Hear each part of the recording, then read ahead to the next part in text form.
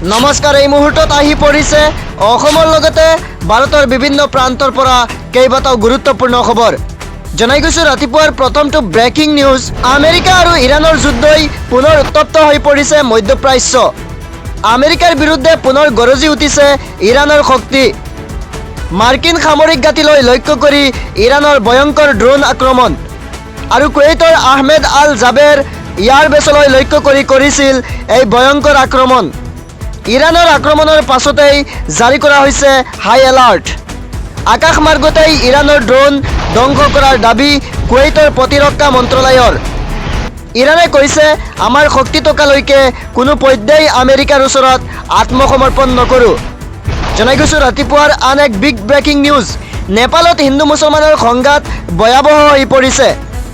হিন্দু মুছলমানৰ সংঘাতত 4জন লোকৰ মৃত্যু। এখন মছজিদৰ মাইক খুলি দলিয়াই পেলোৱাৰ ঘটনা পোহৰলৈ আহিছে।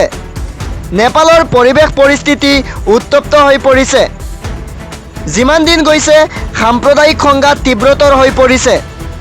মছজিদৰ লাউড স্পীকাৰ খুলি দলিয়াই দিয়াৰ পাছত মছজিদৰ ওপৰত আঁৰি থৈছে হিন্দুত্ববাদৰ পতাকা। জনাই গৈছোঁ ৰাতিপুৱাৰ আন এক বিগ ব্ৰেকিং নিউজ। উজনিৰ বানপীড়িতৰ বাবে 100 কোটি টকা সংগ্ৰহৰ লক্ষ্য মৌলানা বদৰুদ্দিন আজমলৰ। 10,000 গড়, 10,000 শৌচাগাৰ আৰু 10 লাখ মেখেলা চাদৰ দিয়াৰ মিছন মানৱদৰদী দানশীল মৌলানা বদৰুদ্দিন আজমলৰ। শেহতীয়া এক সংবাদ মাধ্যম যোগে ব্যক্ত কৰে এই কথা। পৰৱৰ্তী খবৰ, ৰেচন কাৰ্ড হিতাধিকাৰীৰ বাবে আহি পৰিছে এক ভয়ংকৰ খবৰ। এইবাৰ ৰেচন কাৰ্ডৰ পৰা কৰ্তন কৰা হ'ব 28 লাখকৈ লোকৰ নাম। খাদ্য আৰু অসামৰিক যোগান মন্ত্ৰী কৌশিক ৰায়ৰ মন্তব্য অনুসৰি মন্ত্ৰীগৰাকীৰ ভাষ্য অনুসৰি বিগত 6 মাহে ৰেচন কাৰ্ডৰ সামগ্ৰী সংগ্ৰহ নকৰা, আধাৰ চিডিং নকৰা অথবা KYC নকৰা প্ৰায় 28 লাখ লোকৰ নাম চিনাক্ত কৰা হৈছে।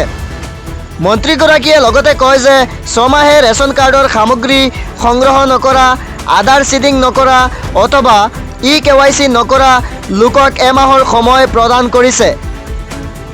এই মাহৰ ভিতৰত ৰেচন কাৰ্ডৰ সামগ্ৰী সংগ্ৰহ KYC কৰাৰ লগতে আধাৰ চিডিং কৰিব লাগিব, অন্যথা ৰেচন কাৰ্ডৰ পৰা নাম কৰ্তন কৰা হ'ব।